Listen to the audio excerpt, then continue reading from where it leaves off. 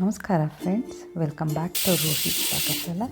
ಇದನ್ನು ನಾನು ಮಲೆನಾಡಿನ ಕರಾವಳಿ ತೀರದ ಒಂದು ಸಾಂಪ್ರದಾಯಿಕ ಅಡುಗೆ ಮಾವಿನಕಾಯಿ ಗೊಜ್ಜನ್ನು ಹೇಗೆ ಮಾಡೋದು ಅಂತ ತೋರಿಸ್ತಾ ಇದ್ದೀನಿ. ಇದನ್ನು ಕೊರಸ್ಕಾಯಿ ಗೊಜ್ಜು ಅಂತಲೂ ನಮ್ಮ ಕಡೆ ಕರೀತಾರೆ. ಸೊ ಬನ್ನಿ ನೋಡ್ಕೊಂಬರೋಣ. ನಮ್ಮ ಭಾರತೀಯ ಆಹಾರ ಪದ್ಧತಿ ತುಂಬ ವೈಜ್ಞಾನಿಕವಾಗಿದೆ. ನಮ್ಮ ಹಿರಿಯರು ಆಯಾ ಕಾಲಕ್ಕೆ ತಕ್ಕಂಥ ಆಹಾರ ಪದ್ಧತಿ ರೂಢಿಸ್ಕೊಂಡಿದ್ರು. ಬೇಸಿಗೆ ಬಂತು ಅಂದರೆ ಆಗ ಸಿಗುವಂಥ ಮಾವಿನಕಾಯಿ, ಹಲಸಿನಕಾಯಿಯನ್ನು ತುಂಬ ಯೂಸ್ ಮಾಡ್ತಾಯಿದ್ರು. ಹಾಗೆ ಹಪ್ಪಳ ಸಂಡಿಗೆನೂ ಮಾಡ್ತಾಯಿದ್ರು. ಮತ್ತು ಈ ಮಾವಿನಕಾಯಿನ, ಹಲಸಿನಕಾಯಿನ ಜಾಡಿಗಳಲ್ಲಿ ಶೇಖರಿಸಿಡ್ತಾಯಿದ್ರು. ಈ ಜಾಡಿಗಳಲ್ಲಿ ಶೇಖರಿಸಿಟ್ಟದನ್ನು ಮಳೆಗಾಲ ಮತ್ತು ಚಳಿಗಾಲದಲ್ಲಿ ತುಂಬ ಉಪಯೋಗಿಸ್ತಾಯಿದ್ರು. ಯಾಕಪ್ಪ ಅಂದರೆ ಈ ಮಳೆಗಾಲದಲ್ಲಿ ಈ ಕರಾವಳಿ ಮಲೆನಾಡಿನ ಪ್ರದೇಶದಲ್ಲಿ ತುಂಬ ಮಳೆ ಇರೋದ್ರಿಂದ ಅಲ್ಲಿ ತರಕಾರಿ ಬೆಳೀಲಿಕ್ಕೆ ಆಗ್ತಾಯಿರಲಿಲ್ಲ. ಸೊ ಈ ಬೇಸಿಗೆಯಲ್ಲಿ ಈ ಮಾವಿನಕಾಯಿನ ಶೇಖರಿಸಿಟ್ಟ ಮಾವಿನಕಾಯಿನ ಉಪಯೋಗಿಸ್ಕೊಂಡು ಮಳೆಗಾಲದಲ್ಲಿ ಮಾಡ್ತಾಯಿದ್ರು. ಸೊ ಈಗ ಆ ಮಾವಿನಕಾಯಿನ ಹೇಗೆ ಮಾಡೋದು, ಮಾವಿನಕಾಯಿ ಗೊಜ್ಜನ್ನು ಹೇಗೆ ಮಾಡೋದು ಅಂತ ನೋಡ್ಕೊಂಬರೋಣ ಬನ್ನಿ. ನಾನಿಲ್ಲಿ ಕೆಂಪಕ್ಕಿ ಗಂಜಿಗೆ ನೆನೆಸಿಡ್ತಾಯಿದ್ದೀನಿ, ಮಾಡ್ತಾಯಿದ್ದೀನಿ. ಅದಕ್ಕೆ ನೀರು ಹಾಕಿ ಬೇಯಿಸೋಕ್ಕೆ ಒಂದು ಸೈಡ್ ಇಟ್ಕೊತಾ ಇದ್ದೀನಿ. ಈ ಕೆಂಪಕ್ಕಿನೂ ಅಷ್ಟೇ ಈ ಮಳೆಗಾಲದಲ್ಲಿ ತುಂಬ ಚೆನ್ನಾಗಿರುತ್ತೆ. ಅದ್ರ ಜೊತೆಗೆ ಈ ಗೊಜ್ಜು ಹೇಗೆ ಮಾಡೋದು ಅಂತ ನೋಡ್ಕೊಂಬಂದಿರೋಣ. 2 ಮಾವಿನಕಾಯಿ, ಬೇಯಿಸಿದ ಮಾವಿನಕಾಯಿನ ಬೇಯಿಸಿ ಉಪ್ಪಲ್ಲಿ ಹಾಕಿಟ್ಟಂಥ ಮಾವಿನಕಾಯಿದು. ಇದು ಒಂದು ಕುದಿ ಅಥವಾ ಒಂದು ಕುಕ್ಕರಲ್ಲಿ ಮಾವಿನಕಾಯಿನ ವಿಷಲ್ ಹೊಡಿಸಿ ಆಮೇಲೆ ಕುದಿದಂಥ ಉಪ್ಪು ನೀರಲ್ಲಿ ಹಾಕಿಟ್ರೆ ಇದು ವರ್ಷಕಾಲ ಆಗಿರುತ್ತೆ. ಈರುಳ್ಳಿ, ಕೊತ್ತಂಬರಿ ಸೊಪ್ಪು ಮತ್ತು ಕಾಯಿ ತುರಿನೂ ಈ ಗೊಜ್ಜಿಗೆ ಹಾಕಬೇಕು. ಹಾಗೆ ಒಗ್ಗರಣೆಗೆ ಎಣ್ಣೆ, ಕರಿಬೇವು ಸೊಪ್ಪು, ಸಾಸಿವೆ, ಉದ್ದಿನಬೇಳೆ, ಹಿಂಗು ಮತ್ತು ಅರಿಶಿಣ ಹಾಕಬೇಕು. ಖಾರಕ್ಕೆ ಹಸಿಮೆಣಸಿನಕಾಯಿ ಹಾಕಬೇಕು. ನಾನು ಇಲ್ಲಿ ಇದರಲ್ಲಿ ತೋರಿಸಿಲ್ಲ, ಆದರೆ ಇದು ಹಸಿಮೆಣಸಿನಕಾಯಿ ಹಾಕಿದರೆ ಚೆನ್ನಾಗಿರುತ್ತೆ. ಸೊ ನಾನು ಇದರಲ್ಲಿ ಜೀರಿಗೆ ಮೆಣಸು ಅಂತ ಸಣ್ಣ ಮೆಣಸು ಬರುತ್ತೆ, ಅದು ಪೌಡ್ರ್ ಮಾಡಿ ಇಟ್ಕೊಂಡಿರ್ತೀನಿ. ಸೊ ಅದನ್ನು ಹಾಕಿದ್ದೀನಿ ಇದರಲ್ಲಿ. ಸೊ ಈಗ ಮಾವಿನಕಾಯಿ ಸಿಪ್ಪೆನೆಲ್ಲ ತೆಕ್ಕೋಬೇಕು.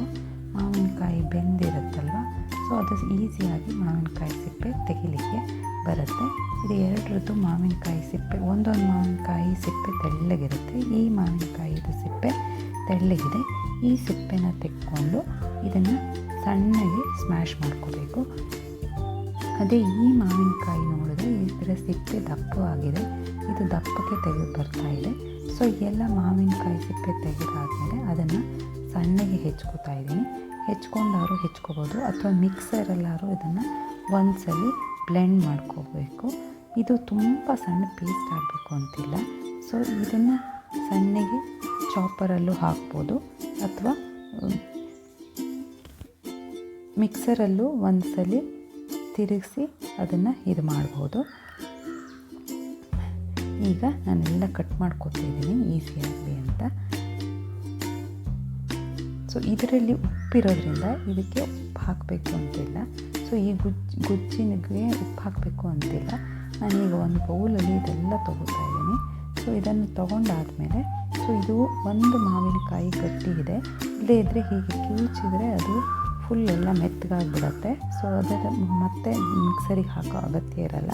ಆದರೆ ಇಲ್ಲಿ ಒಂದು ಮಾತ್ರ ತುಂಬ ಗಟ್ಟಿ ಅನ್ನಿಸ್ತು ನನಗೆ. ಸೊ ಅದರಿಂದ ನಾನು ಬ್ಲೆಂಡರಲ್ಲಿ ಅದನ್ನು ಕಟ್ ಮಾಡ್ಕೊತಾ ಇದ್ದೀನಿ. ಬ್ಲೆಂಡರಲ್ಲಿ ಅದನ್ನು ಗ್ರೈಂಡ್ ಮಾಡ್ಕೊತಾ ಇದ್ದೀನಿ. ಬ್ಲೆಂಡರ್ ಹಾಕಿ ಒಂದ್ಸಲಿ ಸ್ಮ್ಯಾಶ್ ಮಾಡ್ಕೊತಾ ಇದ್ದೀನಿ. ಸೊ ಈಗ ಇದನ್ನೆಲ್ಲ ಒಂದು ಬೌಲಿಗೆ ಟ್ರಾನ್ಸ್ಫರ್ ಮಾಡ್ಕೊತಾ ಇದ್ದೀನಿ. ಸೊ ಬೌಲಿಗೆ ಟ್ರಾನ್ಸ್ಫರ್ ಮಾಡ್ಕೊಂಡಾದಮೇಲೆ ಒಂದು ಯಾವುದಾದ್ರು ಮ್ಯಾಶರಿಂದ ಮ್ಯಾಶ್ ಮಾಡಿ ಅಥವಾ ಒಂದು ಬ್ಲೆಂಡರಿಂದ ಬ್ಲೆಂಡ್ ಮಾಡಿ ಒಂದು ಸಲ ಬ್ಲೆಂಡ್ ಮಾಡಿದ್ರೆ ಸಾಕು. ಇಲ್ಲಾಂದರೆ ಮಿಕ್ಸರಿಗೆ ಒಂದು ಸಲ ಹಾಕಿ ಗ್ರೈಂಡ್ ಮಾಡಿದ್ರೆ ಸಾಕು. ನೋಡಿ ಫ್ರೆಂಡ್ಸ್, ಇಲ್ಲಿ ಬ್ಲೆಂಡ್ ಮಾಡ್ತಾಯಿದ್ದೀನಿ ನಾನು. ಈಗ ಅದಕ್ಕೆ ಬ್ಲೆಂಡ್ ಮಾಡುವಾಗ ಕಾಯಿ ತುರಿನೂ ಜೊತೆಗೆ ಹಾಕ್ತಾಯಿದ್ದೀನಿ. ಕಾಯಿ ತುರಿ ಒಂದು ಅರ್ಧ ಕಪ್ಪಷ್ಟು ಸಾಕಾಗುತ್ತೆ. ಹಸಿ ಕಾಯಿ ತುರಿ ಹಾಕಿದ್ರೆ ತುಂಬ ಚೆನ್ನಾಗಿರುತ್ತೆ. ಸೊ ಇದನ್ನು ಹಾಕಿ ಒಂದು ಸ್ವಲ್ಪ ನೀರು ಹಾಕಿ ಅದನ್ನು ಬ್ಲೆಂಡ್ ಮಾಡಬೇಕು. ಅದೆಲ್ಲ ಫುಲ್ ಎಲ್ಲ ಜೊತೆಗೂ ಮಿಕ್ಸ್ ಆಗುತ್ತೆ ಅದು. ಸೊ ಬ್ಲೆಂಡ್ ಮಾಡಾದಮೇಲೆ ಈರುಳ್ಳಿ ಮತ್ತು ಕೊತ್ತಂಬರಿ ಸೊಪ್ಪು ಹಾಕಿ ಒಂದು ಒಗ್ಗರಣೆ ಕೊಟ್ಟರೆ ಮುಗೀತು, ಇದು ಗೊಜ್ಜು ರೆಡಿ ಆಗಿಬಿಡುತ್ತೆ. ಸೊ ತುಂಬ ಈಸಿ ಅಲ್ವಾ ಫ್ರೆಂಡ್ಸ್. ನೋಡಿ, ಈಗ ಪಲ್ಪ್ ತೆಗೆದಿಟ್ಕೊಂಡಿದ್ದೀನಿ ಕಾಯಿ ಮತ್ತು ಮಾವಿನಕಾಯಿದು. ಈಗ ಇದಕ್ಕೆ ಈರುಳ್ಳಿನ ಆ್ಯಡ್ ಮಾಡ್ತೀನಿ. ಈರುಳ್ಳಿ ಆ್ಯಡ್ ಮಾಡ್ತಾಯಿದ್ದೀನಿ.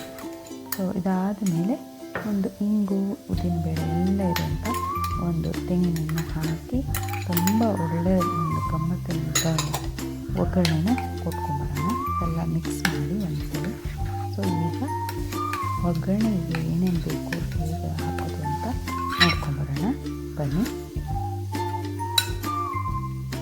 ಸೊ ಒಂದು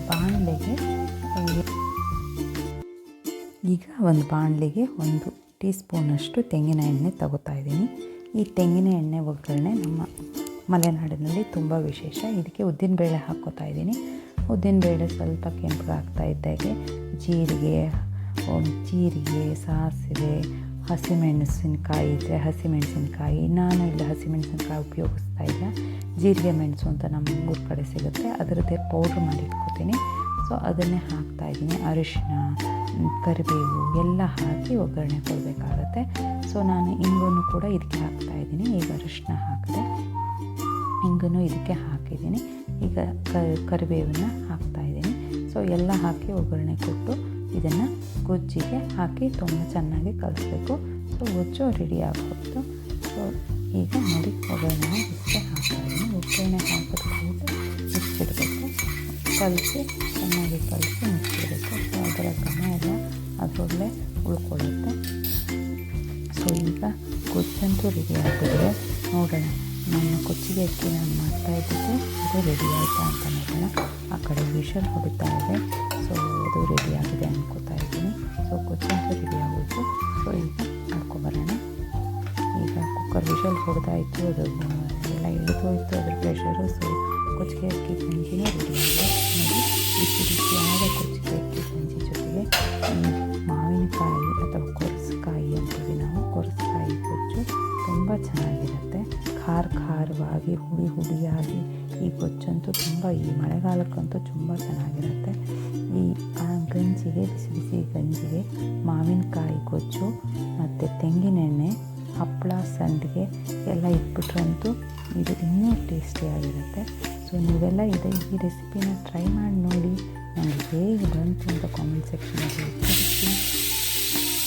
ಈ ವಿಡಿಯೋನ ಒಂದು ಲೈಕ್ ಮಾಡಿ, ಶೇರ್ ಮಾಡಿ ಹಾಗೂ ಸಬ್ಸ್ಕ್ರೈಬ್ ಮಾಡಿ. ಮತ್ತೊಂದು ಇಂಥದ್ದೇ ಇಂಟ್ರೆಸ್ಟಿಂಗ್ ರೆಸಿಪಿಯೊಂದಿಗೆ ಮತ್ತೆ ಭೇಟಿ ಆಗ್ತೀನಿ.